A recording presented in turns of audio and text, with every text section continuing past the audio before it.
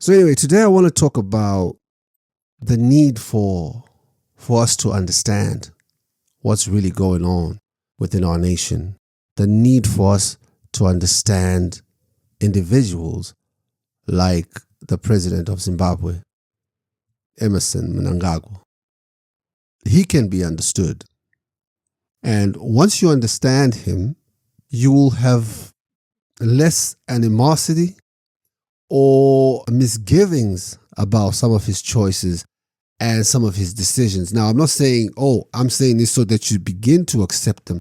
No, we're talking about understanding them, because one of the things that are lacking within our society is understanding. And understanding is very important if we're ever going to coexist or if we're going to live peacefully as a people. We have to begin to understand each other and to understand those who are ruling over us, understand their mind, their psyche, decode the metaphysical framework that informs them, or understand their ancestral worldview that drives them. You got to understand that. I want to talk about the president of this country. And I know the first thing we know about him is that he belongs to the Makaranga clan, Makaranga. And when you understand Makaranga, and I know some people will say, oh no, he's not a Makaranga, we don't know him, he must be from somewhere else. You know, there are people who hold those kinds of views, but the truth is, when you really think about what a Makaranga is and how Makaranga was used in the ancient times, you find that actually it referred to black people in general. It didn't really matter where you came from. If they looked at you and you looked black, they'd say, there's a Makaranga over there, and the Makaranga is standing next to a white person. So it's neither here nor there. But we know that that's the clan, that's the tribe that he claims, which means that he claims the Karanga worldview. But some may be asking, so what is this Makaranga worldview? What is the worldview of the Makaranga? Well, first of all, we have to understand the etymology of the word Makaranga or just Karanga. What is that? When we look at it historically, some of the earliest ethnographers to discuss the meaning of Makaranga was Richard Hall. He was commissioned by Cecil John Rhodes to do an exploration of Great Zimbabwe. And it was in his writing, he reveals that according to what he came to discover, Makaranga actually was derived from Makaranga, which directly translates to children of the sun, because the sun, or Langa, was the ultimate defying force in antiquity. So children of the sun effectively translates to children of God, or the enlightened ones. This is the clan that our president belongs to. This is where he's coming from. And clearly, if he understands himself as belonging to the children of the sun, then you can begin to understand why he is moving in the way that he is moving. If you understand the worldview of the Karanga, you can begin to understand the worldview of men like Mnangagwa, who are currently at the helm, who are currently in power in this country. I have discussed Thovera. Now, this guy Thovera is a solar source. If you've studied maybe people like Dr. Matole Moshega, he talks about Thovera. Thovera is one of the earliest remembered foundational ancestors of the Shona and the Mbire. Over time, Thovera was then recognized as a great enlightener, or the architect of our civilization here. And because of that, he became mythologically fused with the sun itself. So there's this reverence of ancestors, right? When people talk about, we worship ancestors, it's not just about worshiping family ghosts or any of that. It is actually a cosmological connection to the supreme creator via the solar lineage. It's not as simple as just always just calling out to ancestors. No, it's sun worship. That's what that is. So when we talk about Karanga, we are talking about a people who, outside all of the noise of the current religions going on in the world, are at the core still who they were millennia ago. So how does this relate to political power? Historically, we know that Zimbabwe was ruled by Munhumutapa, which is also Mwanamu Tapa.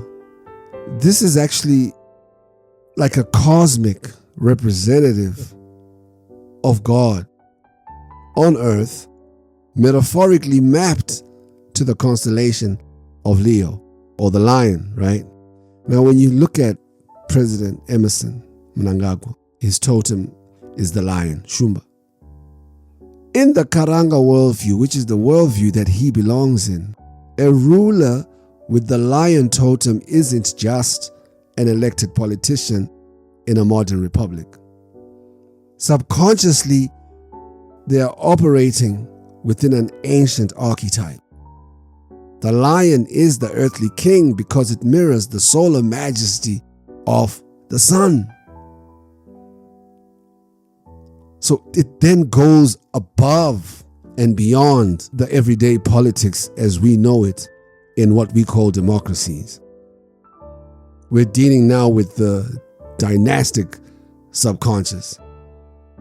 When we deal with guys like our president, it is a person who already has that rulership mentality. He has internalized the deep cultural worldview of the Karanga. So he does not view himself as an administrator within a 5-year term. No, he views himself as a Munhumutapa archetype, as a divine placeholder who answers to the ancestors. So he answers to Tovera and the cosmos, not to a ballot box. Now I'm directing you to see how he thinks. Why is he fixated to a dynasty? This is because of where he's coming from, the mindset that he was raised in. Power isn't just a job. It is a cosmic inheritance meant to be preserved. And the inheritance is coming from God right through Tovela, through the ancestors, and to him or all of the elites around them. Because right now, the Karanga are in power, and this is their worldview. This is how they look at it. To a Makaranga is a Zulu is a Makaranga. A Manyika is a Makaranga. I know you might be thinking, oh man, that's a mouthful. Sometimes when you hear something, you go back, you try to listen to it again, because that way you could gain an understanding. You have to look past politics, look at cosmology, understand Mnangagwa's rulership style, the Karanga metaphysical worldview, because then that's going to help you understand where we are right now as a people, right? Understand who we are as a people and why this current reality is showing up in our face. You can never understand if you don't do the work, the internal work, to see you yourself how you think, to see the kind of icons that have inspired you since you were a child. What about our history have you learned, and what do you know, and how do you internalize that and bring that out into the world as you live? But without an understanding of your history or yourself, this is why I'm talking about Tovera, the solar archetype. This is why I'm talking about how the Munhumutapa Empire mapped kingship to the constellation of Leo. When you're talking about the Munhumutapa Empire, you really are dealing with an empire whose kingship, is written in the stars according to the beliefs of our people. The lion itself is likened to the sun. When you hear Lion of Judah, the Son of God, all of these things, there is a connection. The lion is a representation of the sun. So some of this stuff is right in your face, but you don't want to hear it. You got TikTok on your mind.